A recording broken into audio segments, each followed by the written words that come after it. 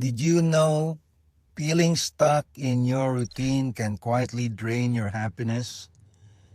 It's like living on autopilot, doing the same thing day in, day out without even realizing it.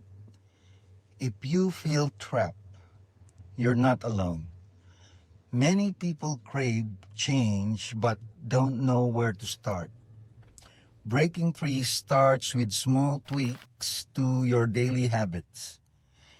Imagine swapping out just one mundane task for something that truly excites you, like swapping your morning news scroll for a walk in the park.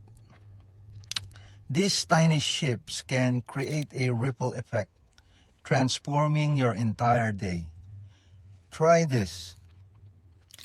Identify one daily task that feels uninspiring. Replace it with an activity that sparks joy.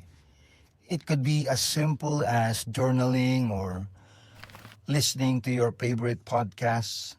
You'll be amazed at how these small changes can reignite your passion for life. For the complete solution, click the link in my bio, comment ready if you're up for the challenge, and follow for more tips on creating a better tomorrow.